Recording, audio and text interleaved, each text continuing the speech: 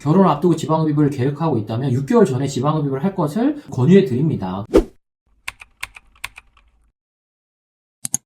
안녕하십니까. G7 클리닉의 조인배 원장입니다. 이제 곧 있으면 완연한 봄이 다가올 것입니다. 이렇게 봄이 오면은 결혼식들을 많이 하게 되는데 결혼을 앞두고 몇몇 여성분들은 지방흡입을 계획하고 있는 분들이 꽤 많이 있습니다. 그래서 오늘은 결혼을 앞두고 지방흡입을 하는 데 있어서 고려해야 할 사항들에 대해서 한번 설명드려 보도록 하겠습니다. 몇 가지 이제 고려사항이 있는데 먼저 부위를 좀 설명을 드리면 결혼 앞두고 대부분의 여성분들은 압도적인 퍼센트로 팔 지방흡입을 먼저 고려하게 됩니다. 물론 웨딩드레스가 목선과 승모근 부위도 노출을 하는 경우가 많이 있지만 결국엔 팔을 제일 많이 고민하게 되고 뒤를 이어서 복부 허벅지를 고민하는 분들도 꽤 있습니다. 그렇지만 95% 이상이 결혼 앞두고 팔을 고민스러워하면서 상담을 오게 되지요. 그 이유를 보시면 제가 몇몇 웨딩드레스 사진을 한번 보여드리면서 설명을 이어가 보도록 하겠습니다. 보시는 이 모델이 입은 웨딩드레스처럼 웨딩드레스를 입게 됐을 때 목선뿐만 아니라 이렇게 팔이 전체적으로 노출되는 그런 웨딩드레스가 매우 많습니다. 다른 사진들도 보면은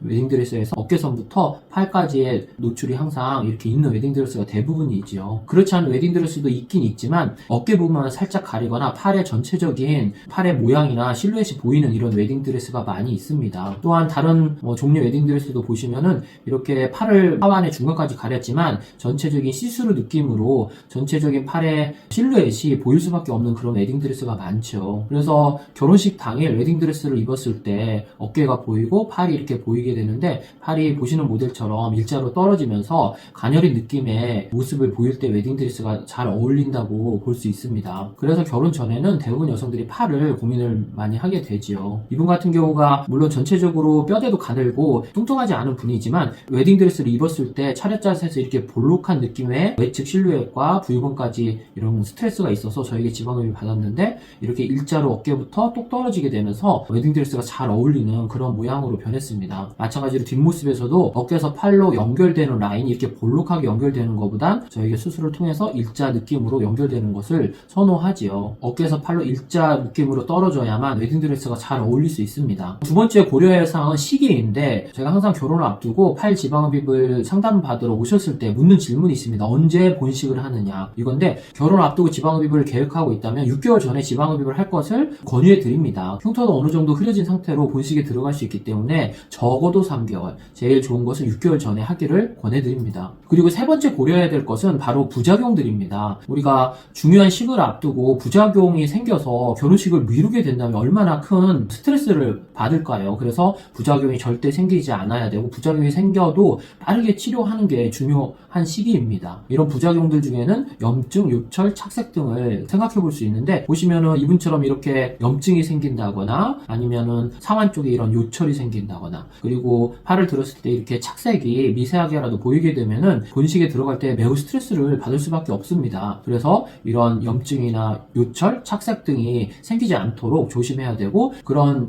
부작용이 생기지 않는 병원을 신중하게 선택할 필요성이 있겠죠. 이분 같은 경우가 저에게 제재 수술, 그러니까 세 번째 수술을 팔을 받으셨던 분인데 결혼을 3, 4개월 앞두고 저한테 받았던 분인데 보시면은 전체적으로 팔의 두께는 얇았지만 환자분 오른쪽 어깨에서 팔로 떨어지는 라인이 약간의 요철이 있었습니다. 그래서 이분은 본식도 얼마 안 남았고 또 이렇게 되게 날씬한데 미세한 요철이 있는 것을 교정하기 위해서 저에게 결혼 앞두고 제재 수술을 받으셨던 분인데 다행히 저에게 수술을 받고 앞모습이 많이 일자스럽게 변하게 되면서 매우 만족하고 결혼식을 올렸던 것으로 기억합니다. 그리고 결혼을 앞두고 고려해야 될 지방흡입 네 번째 사항은 바로 흉터입니다. 이 흉터를 간과하시는 분들이 아직도 많은데 특히 결혼식을 앞두고 계신다면 흉터를 매우 중요하게 생각하셔야 될 것입니다. 보시면은 수술 후에 팔꿈치에 진한 흉터가 보이거나 마찬가지 이런 흉터들 이렇게 진하고 커지고 화상까지 동반된 이런 흉터는 본식에서 팔꿈치가 노출되는 웨딩드레스를 입었을 때 매우 큰 스트레스를 유발합니다. 마찬가지로 겨드랑이 뒤쪽 주름의 바깥쪽으로 이렇게 흉터를 내서